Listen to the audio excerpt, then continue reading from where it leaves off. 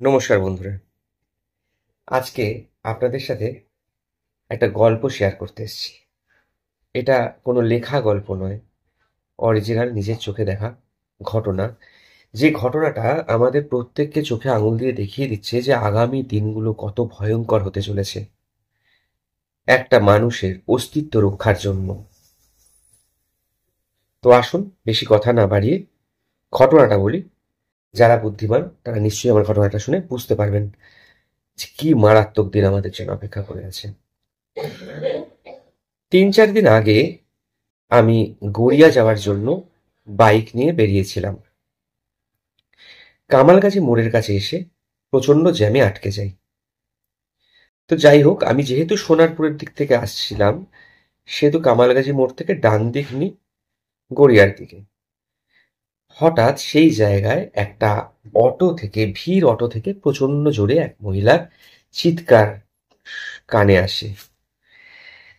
তো উৎসুক হয়ে তাকাই। পথ চলতি মানুষজন বা বাইকার, স্কুটারে যারা ছিল তারা প্রত্যেকে নেমে তাড়াতাড়ি করে অটোর দিকে দৌড়ে যায়। আমিও প্রচণ্ড কৌতূহলী হই যে নিশ্চয়ই কোনো একটা অ্যাক্সিডেন্ট ঘটে গেছে। পাশ দিয়ে একটা বাস যাচ্ছিল, কিছু বিপদের আশঙ্কা করে দৌড়ে যাই। গিয়ে দেখি একজন বয়স্ক ভদ্রলোক, দেখে সেরকমই মনে হচ্ছিল, আমি তাকে চিনি না, কোনোদিন দেখিও নি তাকে। তিনি হাতে একটা ফাইল ব্যাগ নিয়ে ফর্মাল পোশাকে, কোঁকড়ানো কোঁকড়ানো চুল, চোখে চশমা, দেখে যথেষ্ট ভদ্রলোক মনে হচ্ছিল। তিনি মুখ কাচুমাচু করে দাঁড়িয়ে আছেন, তাকে অটো থেকে নামিয়ে দেওয়া হয়েছে। আর একজন মহিলা, তার পাশে একটি বাচ্চা মেয়ে রয়েছে, মেয়েটির বয়স 10 থেকে 11 বছর হবে। সেই ভদ্রমহিলা চিৎকার করে যাচ্ছেন, মানে চিৎকার করে ওই ভদ্রলোকের এগেনস্টে বিভিন্ন কথা বলে যাচ্ছেন যে ওই ভদ্রলোক নাকি ওনার সন্তানের শরীরের কোথাও কোনো অংশে হাত লেগেছে। তো বারবার উনি এটাই প্রমাণ করার চেষ্টা করছেন যে ওই ভদ্রলোক ইচ্ছাকৃতভাবে তার মেয়ের, মানে 10-11 বছরের যে বাচ্চা মেয়েটির কথা বললাম, তার গায়ে, কোমরে হাত দিয়েছে।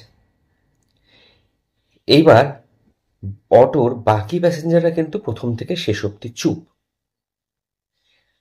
এবার যখন তাদের কাউকে আমি জিজ্ঞেস করলাম যে ঘটনাটা কি, বিভিন্নভাবে অনেকে অনেক খারাপ কথা ওই ভদ্রলোককে বলছেন। ভদ্রলোক কোনো উত্তর দিতে পারছে না, মুখ কাচুমাচু করে শুধু না মানে আমি হ্যাঁ তো করে কথা বলছেন। তো তখন জানতে পারি যে ওই ভদ্রলোক অটোর সামনের সিটে ড্রাইভারের পাশে একদম বাঁদিকে ঝুলছিলেন।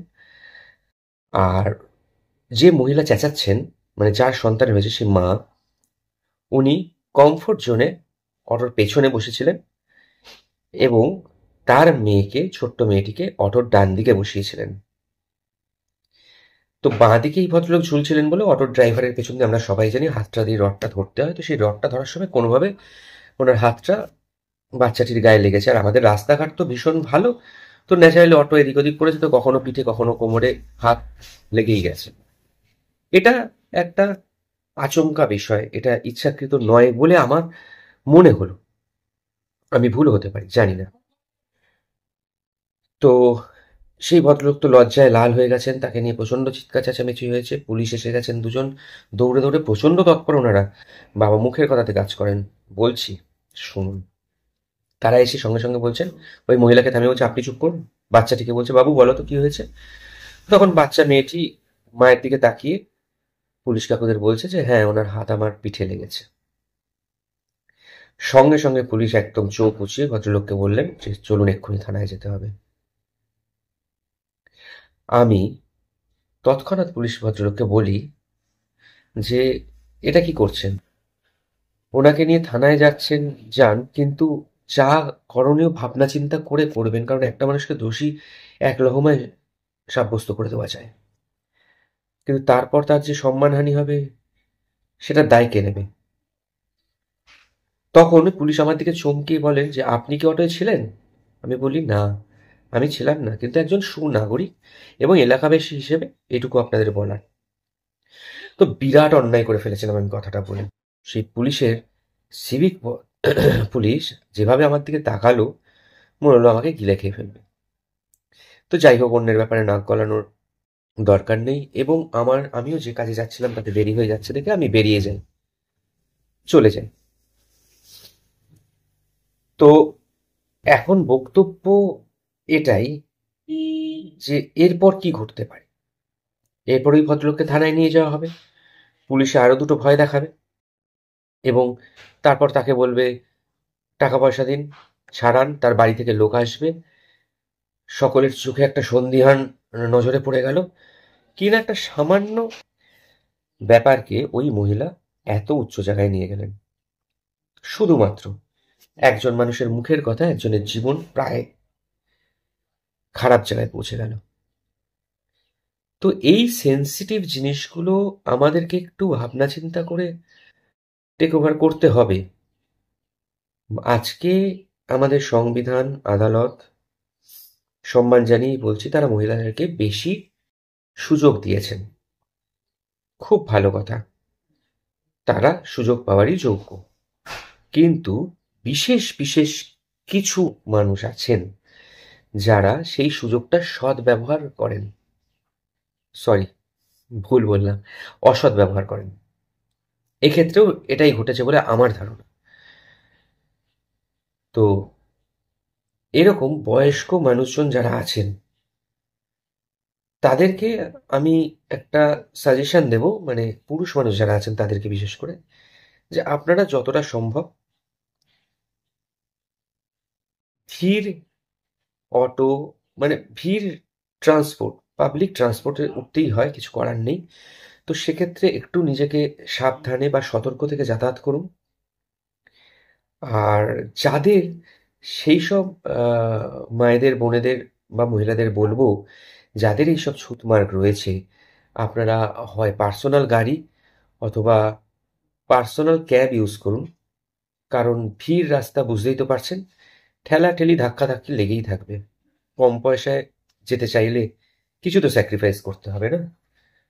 আর আমাদের রাস্তাঘাটের যা ছিঁড়ি, তাতে একজন অটো চালক ভাই বা বাস চালক ভাই কখনোই অতটা বাঁচিয়ে আপনাকে ফুলের মতো সুন্দর করে কোমলভাবে নিয়ে যেতে পারবে না।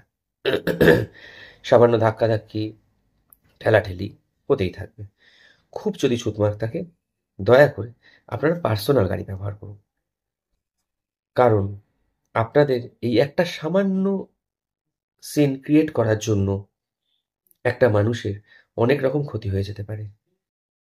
আজকে তার স্ত্রী তাকে সন্দেহের চোখে যদি দেখে, সে সারাদিন খেটে খুটে আসা মানুষটা বাড়ি ফিরে একটু শান্তিও পাবে না। অথচ সেই মানুষটা তার স্ত্রী, কন্যা বা সন্তানের জন্য রোজগার করে দুবেলা দুমুঠো অন্নের সংস্থান করতে সারাদিন পাত করছে। তো আপনারাও একটু এভাবেই দেখুন ব্যাপারটাকে। খুব সহজে একটা মানুষকে দোষী সাব্যস্ত করে ফেলা যায়, কিন্তু একবার দোষী সাব্যস্ত করে ফেলে তাকে আর উদ্ধার আপনারা করতে পারবেন না। তার সেই হারিয়ে যাওয়া সম্মান আর ফিরিয়ে দিতে পারবেন না। সেদিনকে ওই মানুষটাকে, ওই ভদ্রলোককে যারা যারা দেখেছে পথ চলতি অটো, বাইক থেকে, তাদের মধ্যে কেউ না কেউ হয়তো ওনার চেনা, দেখেছে যে এরকম একটা কেসে একটা লোক ফেঁসে গেছে, এরকম বাজে তাকে অপমান করা হচ্ছে, দেখে পাশ কাটিয়ে চলে গেছে।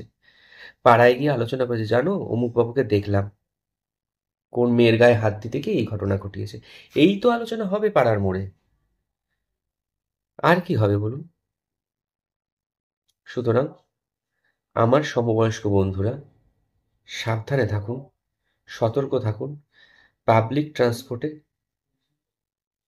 সাবধানে চলাফেরা করুন, চাইলে এড়িয়ে যান। আমি তো পাবলিক ট্রান্সপোর্ট ইউজ করাই ছেড়ে দিয়েছি, শুধুমাত্র এই চিন্তায়। আর আগামী দিনেও হয়তো আমি করব না। যে ঘটনা আমি নিজে চোখে দেখেছি, সেটা সত্যিই আমাকে নাড়া নাড়া দিয়েছে। চরম বিপদ পুরুষ মানুষের জীবনে আসছে। সাবধানে থাকবেন, ভালো থাকবেন, সতর্ক থাকবেন। আশা করি এই ভিডিওটা যদি ভালো লাগে একটু লাইক করবেন, শেয়ার করে বন্ধুদের কাছে পাঠিয়ে দেবেন।